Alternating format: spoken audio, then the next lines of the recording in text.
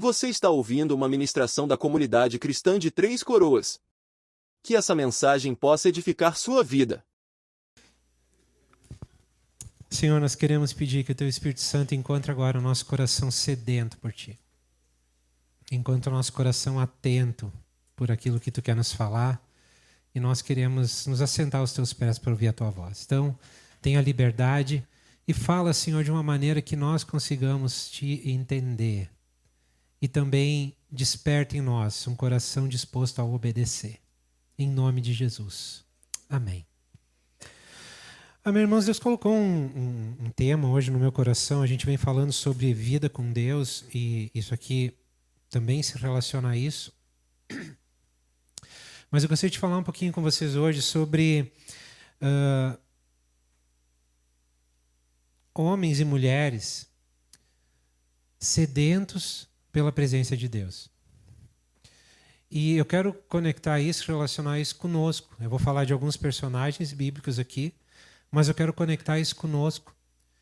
E orando para que o Espírito Santo desperte em nós esse desejo de estarmos e experimentarmos constantemente a presença de Deus. A gente sabe que a gente tem visto muito isso, que de Gênesis até Apocalipse, a gente encontra a história de Deus sendo contada e constantemente a gente percebe Deus tomando a iniciativa para estar com o homem. Mesmo depois da queda. Mesmo depois da queda, Deus toma a iniciativa para estar com o homem e o ápice disso, a expressão mais poderosa desse desejo de Deus de estar com o homem, foi quando Jesus se torna homem, vem estar entre os homens e ele vai para uma cruz e morre pelos homens, para resgatá-los e reconectá-los com o Pai. Então a gente vê ali Deus tomando todas as iniciativas para estar com a humanidade. Porque Ele criou o homem, a humanidade, justamente para isso, para ter comunhão com ela, para ser seu pai, para ser seu amigo, para estar com eles, com ela, né? E a gente vê que depois da queda, a gente também percebe que na narrativa da história de Deus nunca faltou homens e mulheres que estavam dando resposta a esse desejo de Deus e também desejavam estar com Ele. Também desejavam experimentar ou estar diante da sua presença. Então eu quero falar rapidinho de alguns desses personagens que todos conhecemos, todos provavelmente vão lembrar, e tirar algumas pequenas lições deles, de como eles responderam a esse desejo de Deus, e o que encontraram nesse lugar da presença dele, então, consigo, e conectar isso conosco e com os dias que nós estamos vivendo. Então, o primeiro personagem que eu quero falar, eu acho que foi o pastor Ney que há 2 ou 3 semanas atrás, ele usou também Enoque. Que a palavra diz que Enoque andou com Deus. Gênesis 5:24 fala, andou Enoque com Deus e já não foi encontrado, pois Deus o levou. É interessante que o registro a respeito da vida de Enoque não foi a respeito de uma cidade que ele edificou, ou de um exército que ele liderou, ou de uma batalha que ele venceu.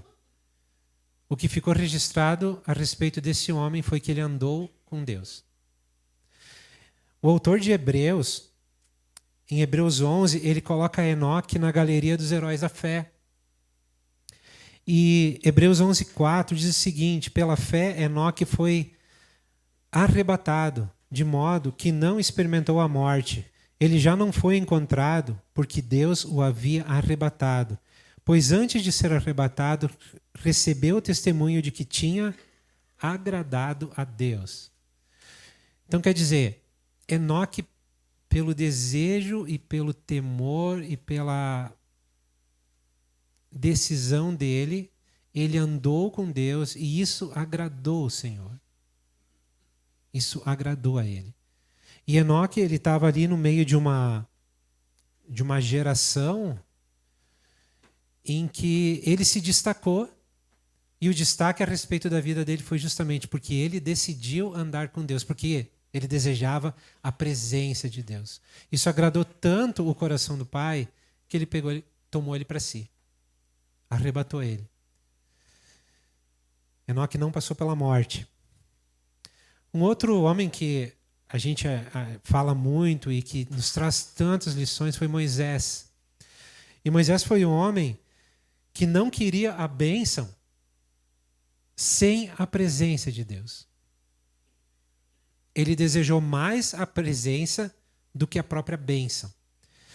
Em Êxodo 33:15, aqui o contexto conta quando Israel sai do Egito, eles veem todas as maravilhas que Deus fez, eles chegam no deserto, veem o exército de Faraó ser ali coberto pelo mar, qual eles tinham passado em seco. E quando eles chegam no deserto, eles andam um pouco e chegam no Monte Sinai, e ali eles têm um encontro com Deus. Eles têm um encontro ali onde Deus se manifesta. Aí a gente tem um registro lá em Êxodo, né, onde a montanha tremia, havia fogo na montanha, havia fumaça, havia sons como de trombeta tocando, ou seja, a manifestação da glória de Deus foi algo que não tinha como sair da memória de ninguém. E Moisés participou e viu tudo isso, viu os milagres que Deus fez no Egito, viu como ele cuidou do povo, viu como ele guardou o povo. De tudo isso Moisés participou e foi testemunha.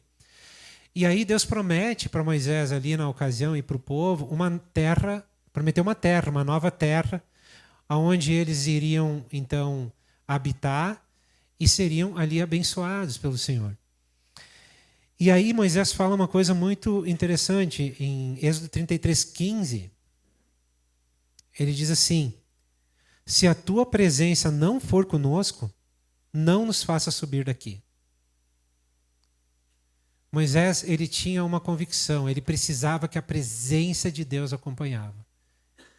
Ele valorizava muito mais a presença do que aquilo que Deus havia feito.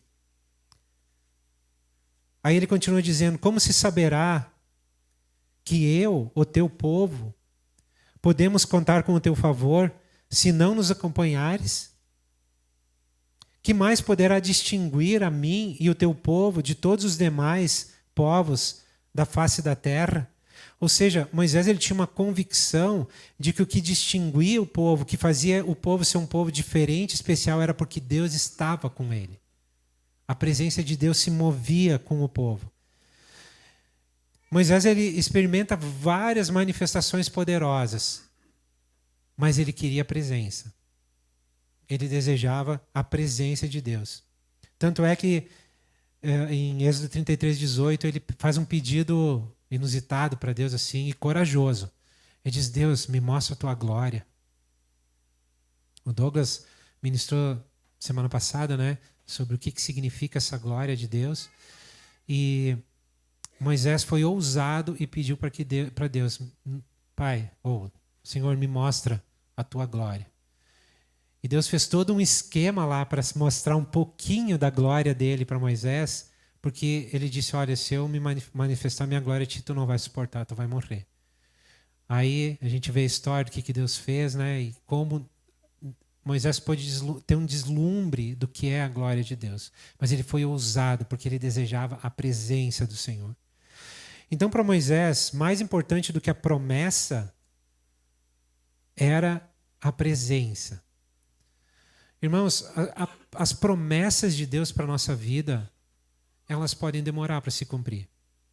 Outro dia, eu estava lendo o livro de Reis, livro de Samuel, de Reis, e aí me veio assim um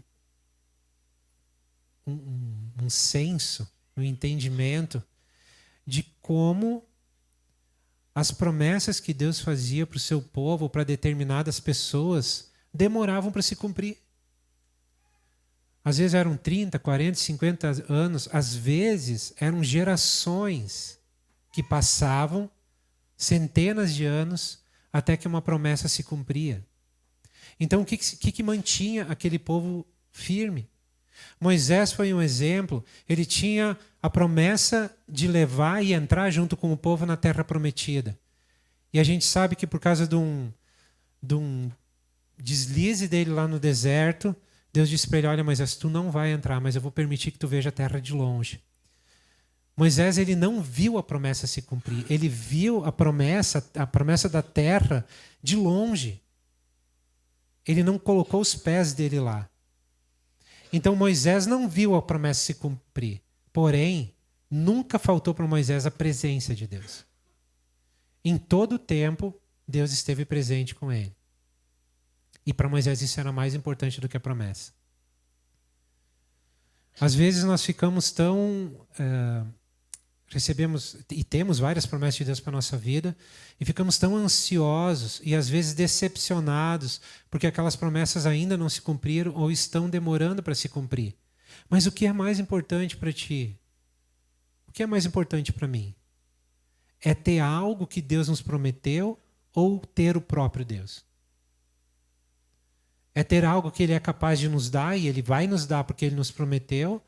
Ou o mais importante é usufruir da presença, da comunhão, do estar com Deus? Moisés, ele preferiu a presença.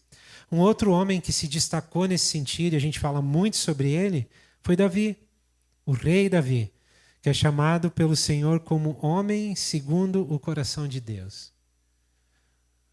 Às vezes a gente fica pensando, como é que pode, né? Davi, ele pisou tanto na bola, fez tantas atrocidades, mas existia algo diferente naquele homem.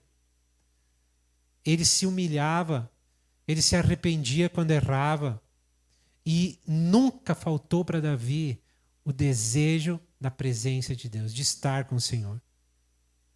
A gente tem falado muito citado muito o texto de Salmo 27:4, mas hoje eu quero pegar um outro salmo de Davi, o Salmo 63, se tu quiser pode abrir a tua Bíblia aí.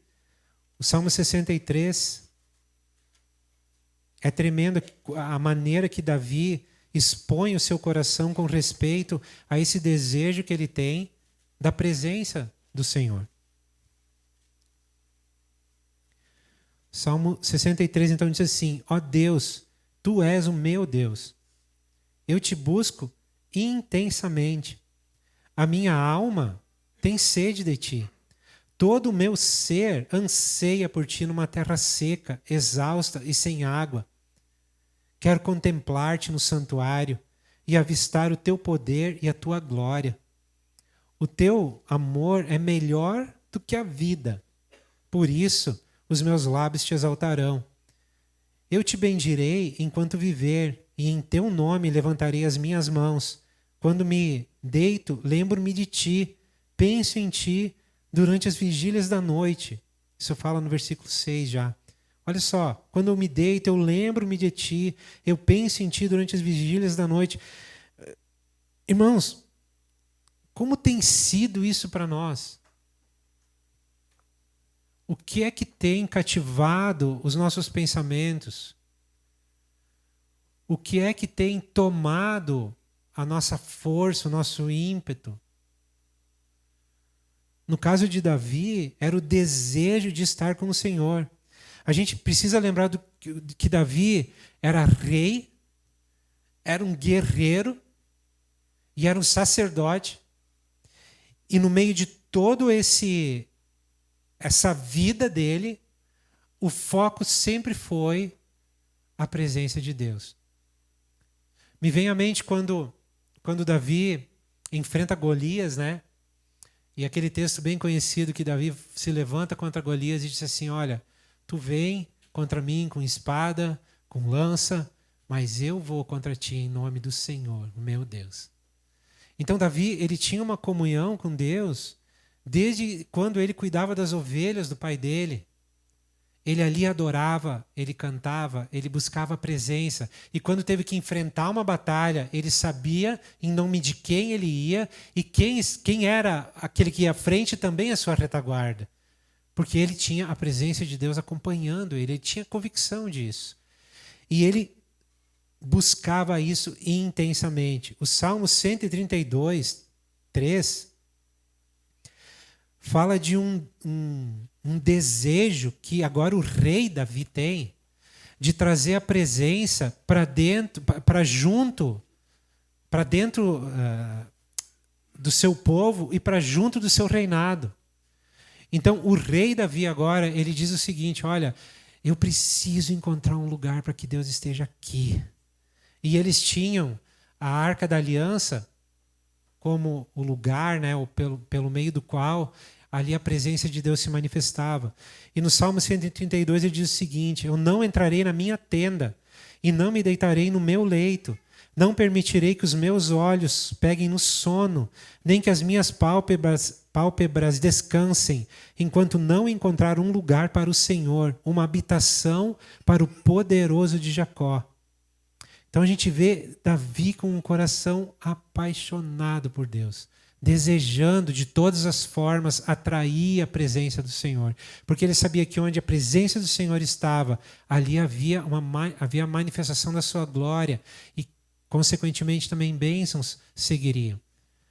A Bíblia conta que Davi ele levanta um tabernáculo e traz a arca para dentro desse tabernáculo e ali dia e noite haviam sacerdotes, haviam levitas, músicos, cantores, dia e noite adorando diante da presença de Deus ali na arca, que é simbolizado pela arca. E durante 30 e poucos anos que durou ali depois disso o reinado de Davi, teve muitas poucas vezes que houve algum tipo de interrupção naquela adoração. Porque Davi tinha uma convicção, a presença de Deus está aqui, porque ele está aqui, ele precisa ser adorado. Davi, ele pega os recursos do reino e chegou um momento que ele tinha 4.000 pessoas trabalhando, entre sacerdotes, músicos, levitas, trabalhando de tempo integral nessa tarefa, adorar ao Senhor e interceder diante dele. Simplesmente por um motivo, porque ele entendeu que o Senhor era digno. Ele desejava a sua presença. Ele desejava isso. E o que é interessante é que durante todo aquele período, o reino, cujo Davi era então o rei, foi abençoado, teve paz, foi próspero. Por quê? Porque a presença de Deus estava ali. Davi priorizou a presença do Senhor. Um outro homem tremendo, um profeta, Daniel. Nós vemos Daniel sendo levado jovenzinho para a Babilônia, junto com os exilados, quando Jerusalém cai para os babilônicos. E nós vemos ali um homem de oração. Era um homem que estava numa terra estrangeira e quando foi levantado um decreto pelo rei de que não era permitido orar ao Deus dos judeus, o que Daniel fez? Ele continuou fazendo o que ele sempre fazia. Ele entrou no quarto dele e durante três vezes por dia ele se voltava em direção a Israel e orava ao seu Deus. Então, no meio desse tempo muito difícil no qual ele viveu, e ele sabia que isso poderia causar ou levar ele à morte, o que depois viria a acontecer porque colocariam ele dentro de uma cova de leões para que fosse morto, justamente porque ele não obedeceu aquele decreto, mas ele continuou sendo fiel na oração, porque ele tinha desejo pela presença do Senhor.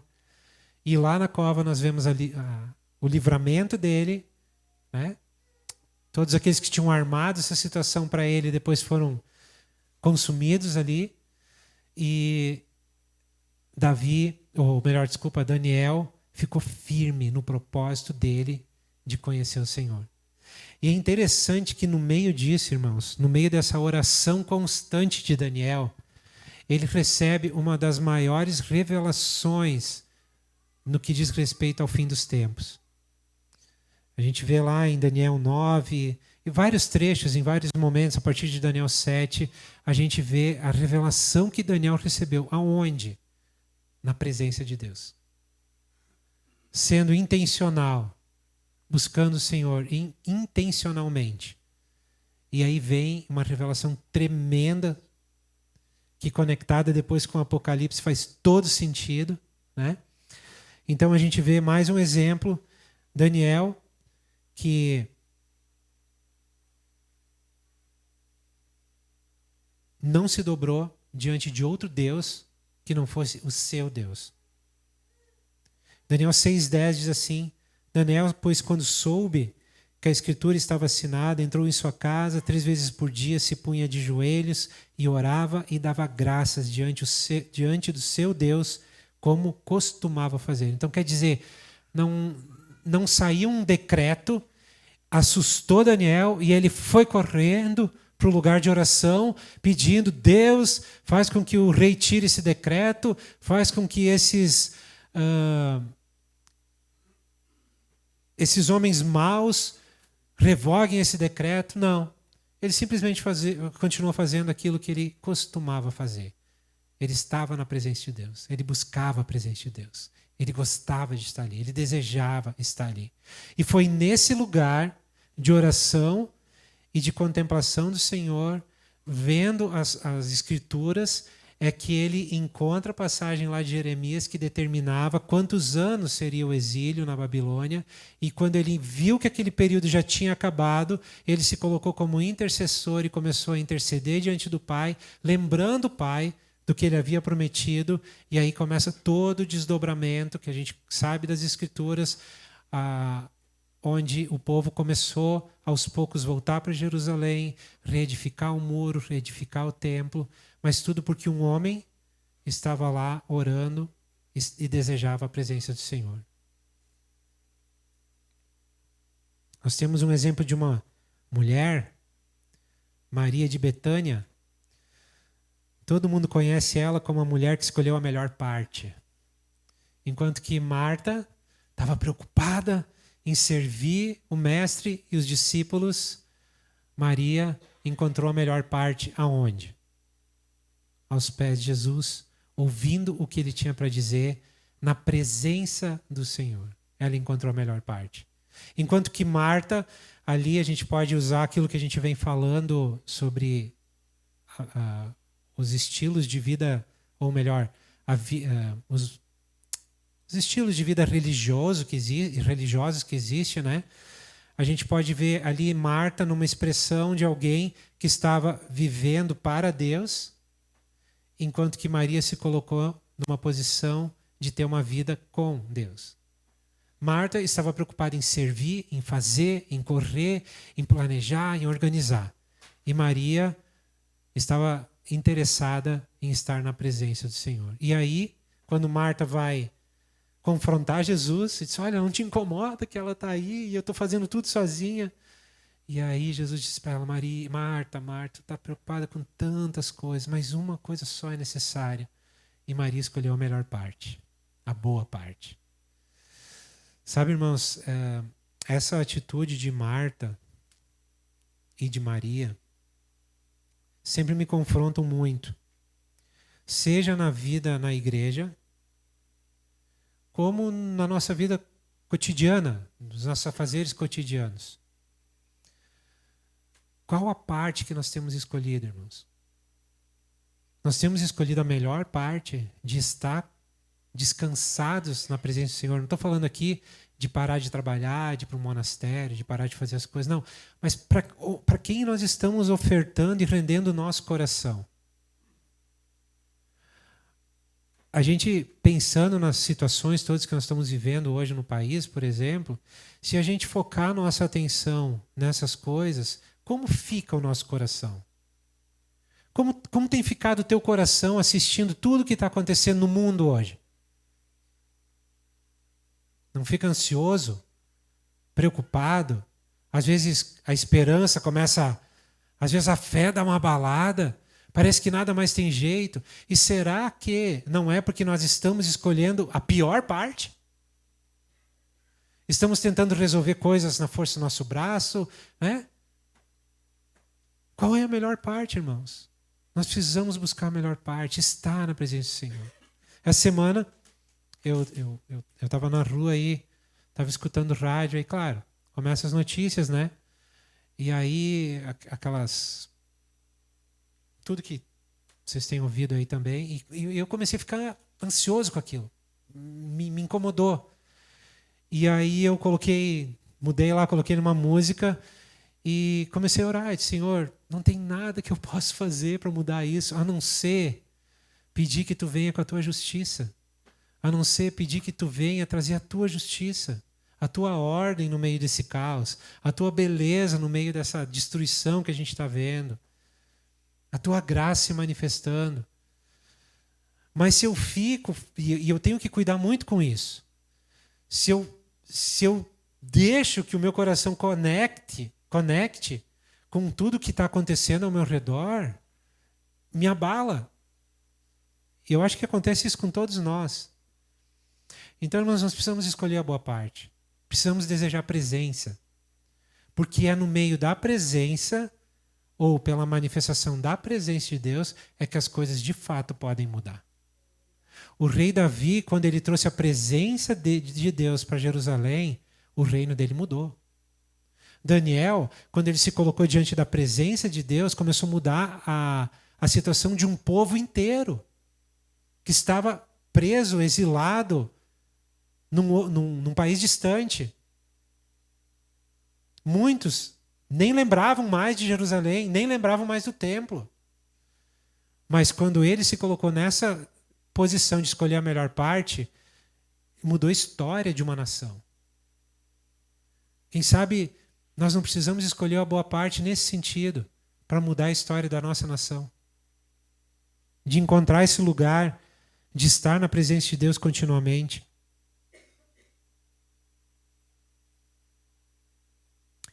No caso de Maria, de Marta, a gente percebe que buscar a presença é mais importante do que a correria ou o ativismo, seja religioso ou seja na nossa vida diária, nos afazeres que a gente tem diariamente. A presença é mais importante, estar na presença de Deus é mais importante.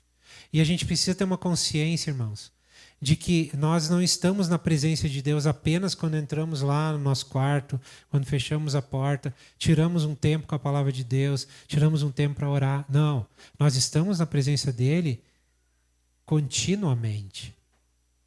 Continuamente, diariamente. O problema é que a gente muitas vezes não usufrui dessa presença. Porque a gente permite o nosso coração se conectar com outras coisas, com outros deuses, com outras situações, que não é a presença do nosso Deus, que pode sim mudar a história. Então eu tenho me sentido desafiado por isso.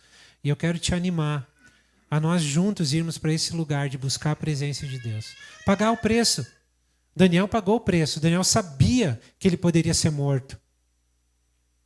Maria, de Betânia, quando um pouco tempo depois, tem aquele momento onde ela entra numa reunião onde Jesus estava com um monte de homens lá e quebra um vaso de perfume, derrama nos pés dele, seca com os cabelos os pés dele. Ela sabia que aquele lugar não era lugar para ela estar. Melhor, ela está naquele lugar, ela seria criticada, ela seria mal interpretada, ela seria ridicularizada, mas teve uma coisa que aconteceu ali. Quando ela fez aquilo, a reação realmente foi para isso. Mas quem estava ali? Na presença de quem ela estava? De Jesus. O que ele fez? Ele ficou do lado dela. Ele cuidou dela. Ela não ficou sozinha. Daniel sabia que se ele fosse orar, aquilo na verdade tinha sido armado justamente para que ele fosse condenado. Ele sabia que ele ia acabar na cova dos leões. Mas ele não abriu mão de estar na presença de Deus. Então, na presença de Deus, a gente encontra livramento também. A gente encontra livramento. Nem sempre como a gente quer. Porque eu vou falar de um outro cara que também encontrou livramento, que foi Paulo. Ele também encontrou livramento na presença do Senhor, mas ele perdeu a cabeça. Ele foi decapitado. Mas Paulo, depois que ele teve um encontro com Jesus, Em Filipenses 3:8, é aquele texto bem conhecido, né? Que ele diz: eu considero tudo como perda por causa da sublimidade do conhecimento de Cristo Jesus, meu Senhor. Um homem que antes de conhecer Jesus era muito bem sucedido socialmente e religiosamente. Depois de conhecer Jesus, ele era muito bem sucedido ministerialmente, porque ele plantou muitas igrejas, ele levou muitas pessoas a Jesus, ele teve muitos discípulos que ele ajudou, que ele cuidou, que ele guardou. Deus usou esse homem muito, demais. Então, se a gente olhasse para ele ministerialmente, é o grande apóstolo Paulo. Porém, no meio disso tudo, ele diz isso: eu considero tudo como perda por causa da sublimidade do conhecimento de Cristo Jesus, meu Senhor. O que Paulo desejava? Conhecer Jesus. Ele diz em outra ocasião, ele diz: olha, eu não julgo ter alcançado ainda o prêmio, então eu deixo as coisas para trás, que para trás fico, e eu corro em direção ao prêmio, aquele prêmio daquilo que o Senhor tem para me dar. E o que ele desejava, ele estava correndo em direção ao quê? A conhecer a Cristo.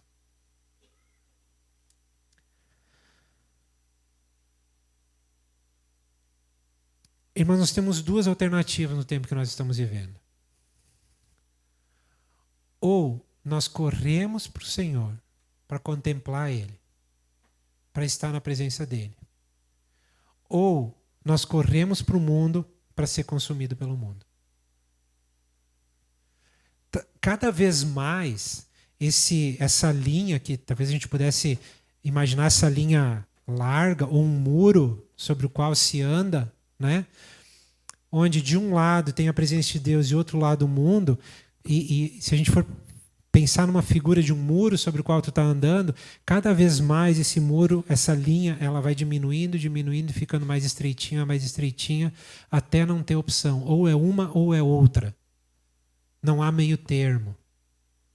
O Senhor tem nos chamado para a sua presença.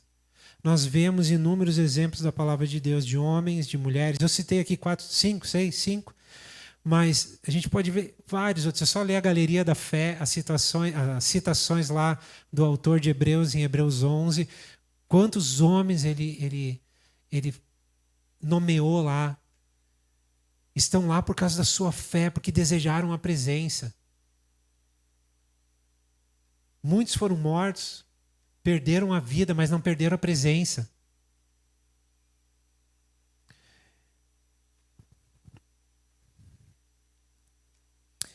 Irmãos, esse chamado que esses homens sentiram, que Maria sentiu e tantos outros, é o chamado que está sobre a igreja hoje. O Senhor tem nos chamado para a sua presença. Ele deseja estar conosco. A pergunta é: o quanto nós desejamos estar com Ele? O quanto nós estamos permitindo o nosso coração se conectar à presença dEle? Tiago 4,8 diz: chegai-vos a Deus e Ele se chegará a vós. Em 97, estou falando de 1997, um século passado, um dia o Jean, ele chegou lá em casa, a gente tinha combinado de um dia ir lá, a gente queria começar a orar junto. E aí um dia ele chegou lá em casa, nunca esqueço, numa quarta-feira de noite, a gente começou a conversar antes de orar, e ele me disse assim: Babel, eu li um texto hoje que falou muito comigo. E aí ele me citou esse texto, Tiago 4,8. E eu já falei isso outras vezes aqui, até acho que já faz um bom tempo que eu não falo sobre isso, mas esse texto mudou completamente a maneira de eu ver Deus e de como eu desejava Deus. Porque foi como se uma luz tivesse aceso, tivesse ligado, né, diante de mim. E eu entendi que aquele Deus que até então para mim, eu já era cristão, eu era temente a Deus, minha vida era de Cristo, mas aquele Deus que para mim até naquele momento era um Deus distante, que estava lá no céu. Esse texto, de alguma forma, ele veio e mudou meu entendimento, transformou a minha mente, e eu comecei a enxergar aquele Deus acessível. e acendeu um desejo no meu coração de conhecer Ele. Porque se a palavra de Deus diz, chegai-vos a Deus e Ele se chegará a vós, quer dizer, existe um lugar próximo para se estar. Existe um lugar pertinho para estar. Então Deus não está tão distante como eu imaginava. E esse texto mudou a minha maneira de buscar o Senhor.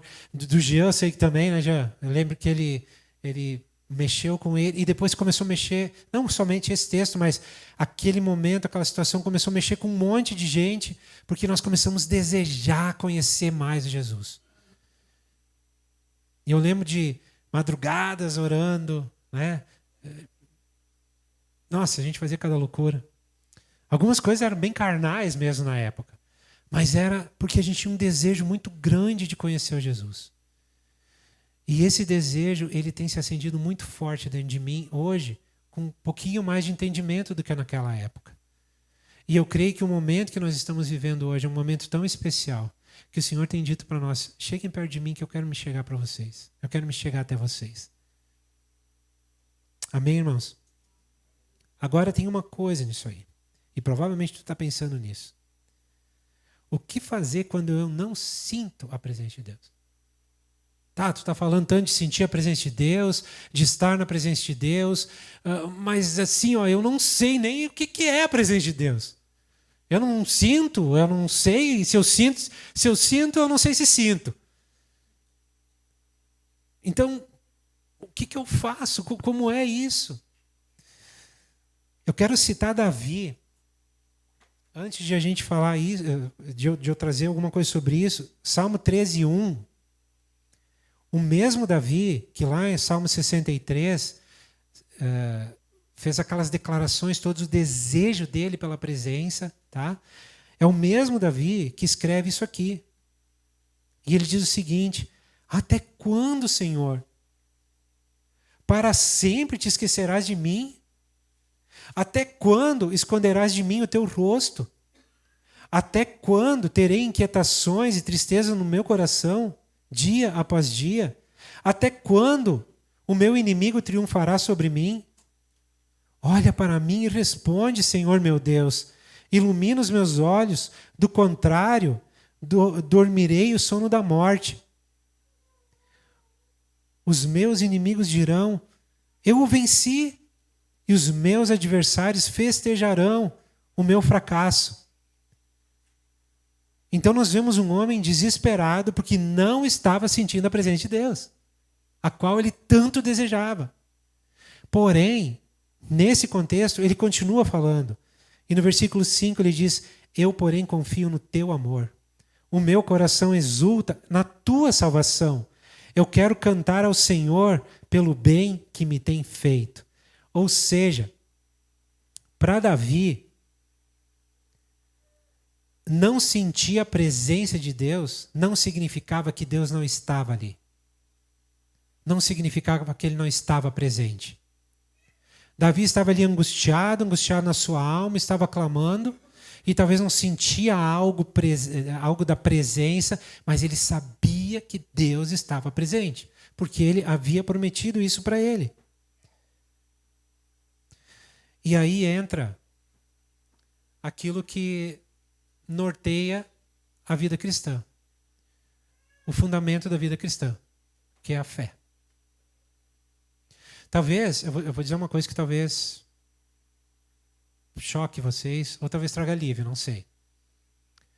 Mas na prática, irmãos, se nós pensarmos nos anos que nós já vivemos até aqui, nos que a gente ainda vai viver, é bem provável que se a gente conseguisse contar os dias, listar os dias em que a gente sente a presença de Deus de uma maneira consciente e dos que a gente não sente, onde a gente não sente é muito mais tempo.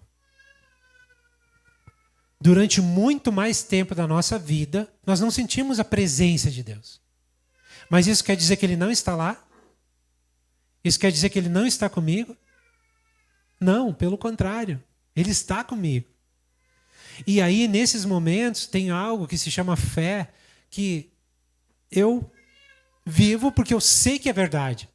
Eu tenho convicção, eu fui convencido da parte de Deus que isso é verdade, Ele está comigo. Então eu não preciso ter dúvida alguma, ainda que minha alma esteja angustiada, que eu esteja preocupado com muitas coisas, que eu esteja questionando um monte de outras coisas, mas chega aquele momento que, como Davi, eu digo, Senhor, eu sei que Tu está aqui e eu quero Te adorar.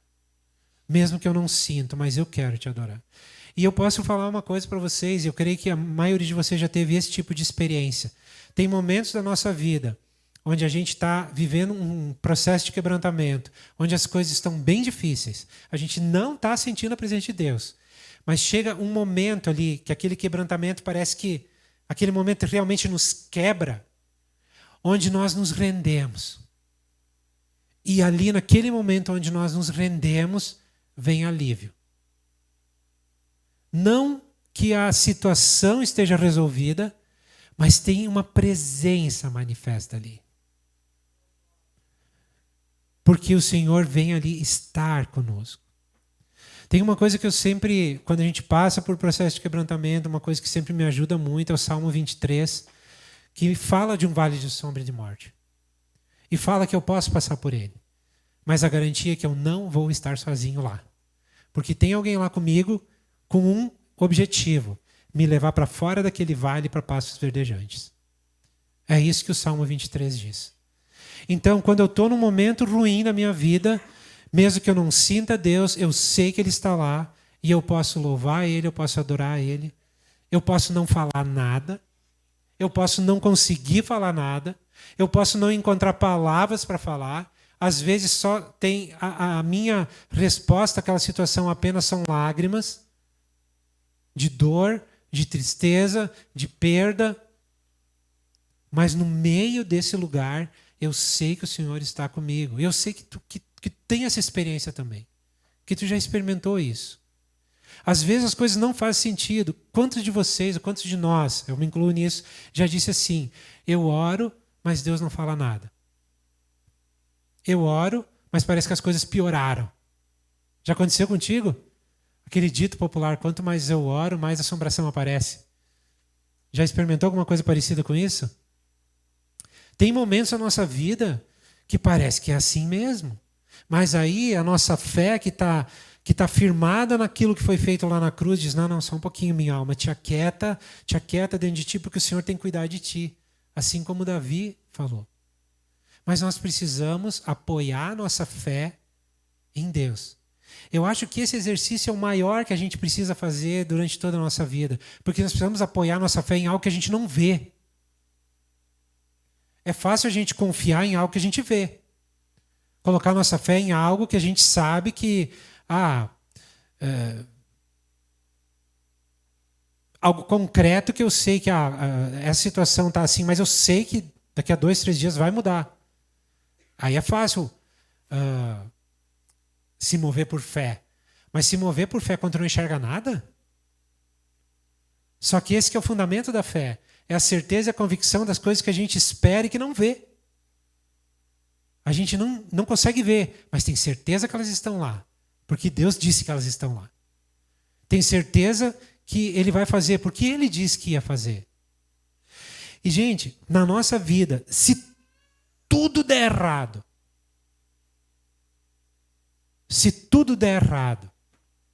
se a gente não conseguir realizar nenhum sonho desses que a gente tem, se a gente enfrentar situações muito difíceis, se tudo der errado, quando a nossa fé está em Jesus, a gente tem uma convicção de uma coisa. A era que está por vir vai ser melhor. Aquilo que está por vir é melhor, é garantido. Mas para isso eu preciso colocar meus olhos em Cristo. Eu preciso desejar a presença dEle. Faz sentido para ti isso? Então, quando a gente pensa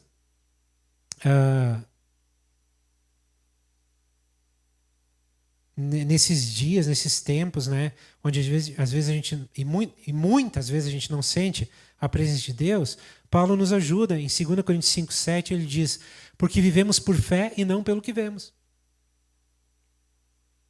Abel explica isso. Eu vou explicar para vocês.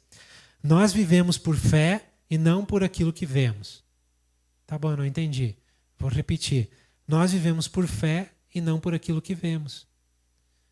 Eu não consigo explicar isso. Porque isso nós precisamos experimentar. E eu sei que cada um de nós aqui, de alguma forma, já experimentou isso em algum momento da nossa vida. De viver por fé, a gente é encurralado nesse lugar de sobrar só a fé. Só. É o que move tudo, né? Mas de não ter alternativa. Ou eu creio que realmente aquilo que Jesus fez vale, aquilo que Deus me disse é verdade, ou eu fico sem nada. Aí tem essa questão do que Deus me disse, porque às vezes quando a gente está no meio da situação difícil e começa a orar em função daquela situação e parece que Deus está calado, Ele não fala nada. Eu aprendi um segredo nisso aí. Quando eu não escuto Deus falar, e eu escuto Deus falar com impressões no meu coração. Normalmente é assim. Quando parece que Deus se calou e não tem jeito, eu sei que Ele já falou alguma coisa a respeito daquilo na palavra dEle. Aí eu vou lá. Eu vou olhar tudo aquilo que Ele já falou. Vou escarafunchando até que eu ache aquilo que Ele falou sobre aquela situação. Encontro aquela palavra que Ele me falou a respeito daquela situação, eu me apego naquela palavra e confio nela. Quando eu consigo fazer isso, muitas vezes eu não consigo, quando eu consigo fazer isso, irmãos, assim, o mundo pode cair ao meu redor. Ninguém me tira daquele lugar. Muitas vezes eu não consigo. Aí eu dou cabeçada num lugar, cabeçada no outro, no outro. E é assim. Mas à medida que a gente vai ficando mais quebrantado, talvez, mais maleável pelo Espírito Santo, a gente começa a chegar nesse lugar mais fácil. Então eu quero te animar. Quando parece que Deus não está falando contigo, lembra, nunca esquece que Ele já falou. Está lá na palavra dele. Vai lá e busca o que Ele já falou a respeito daquela situação. Te apega naquilo com fé e confia. Amém? Silêncio não é ausência. Deus pode e Ele trabalha muito no silêncio. A nossa persistência nesses momentos traz maturidade. Nós começamos a ser quebrantados e nós amadurecemos com esse quebrantamento. Por isso que eu digo, às vezes principalmente as primeiras vezes que a gente é quebrantado assim para valer, a gente nem entende o que está acontecendo. Parece que o mundo acabou. Mas à medida que a gente começa a aprender a viver nesses processos de quebrantamento, e a gente entende que, apesar de estar sendo difícil, Deus não nos abandonou, Ele está ali, a gente começa... Não é que se torna mais fácil, não se torna mais fácil, mas talvez a gente ganhe mais convicção de que vai acabar tudo bem.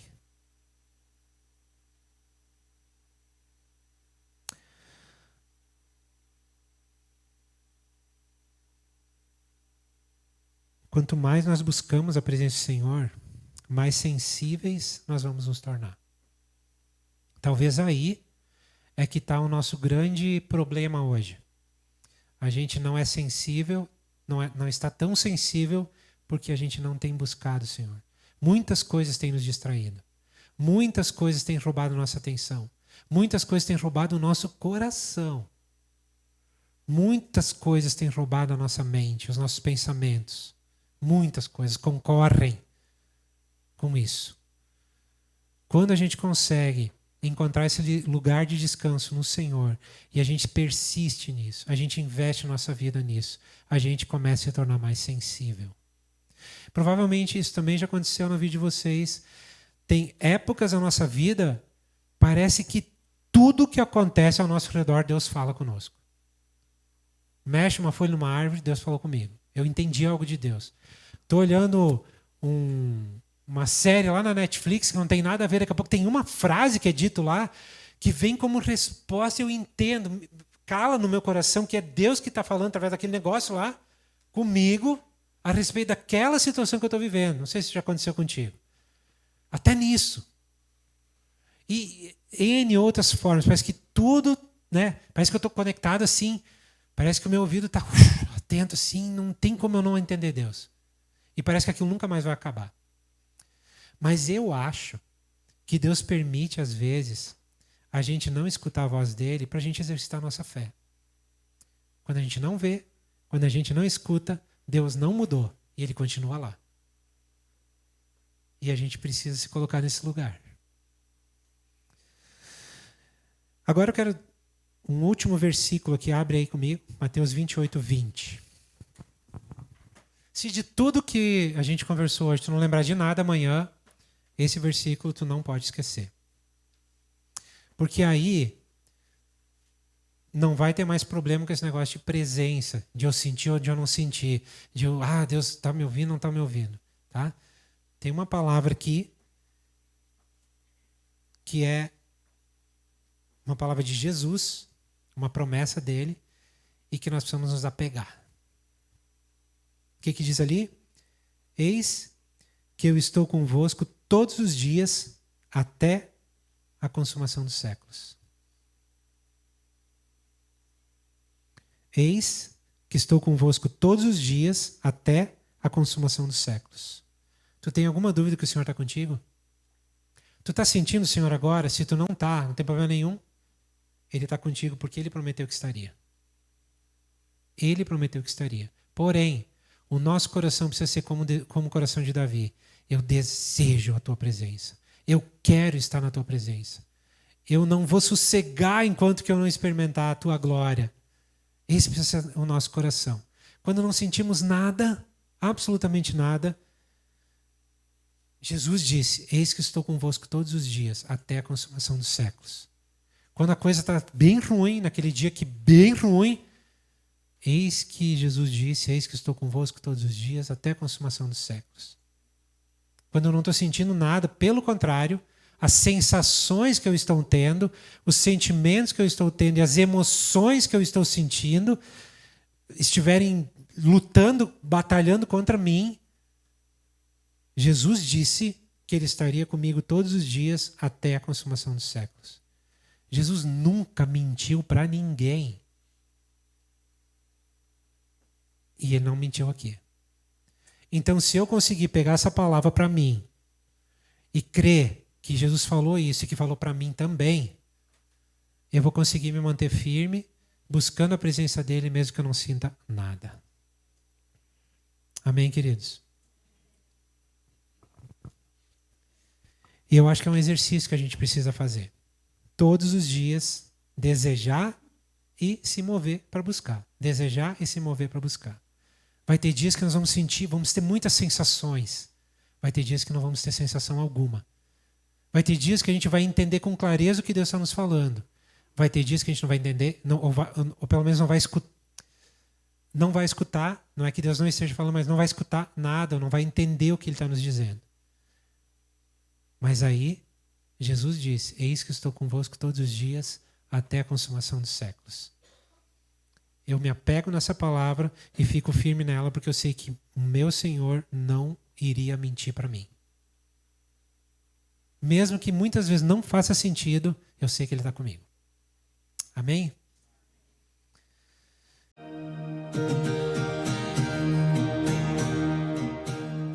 Você acaba de ouvir uma de nossas ministrações. Esteja conosco em nossas reuniões e siga-nos em nossas redes sociais. Que Deus te abençoe.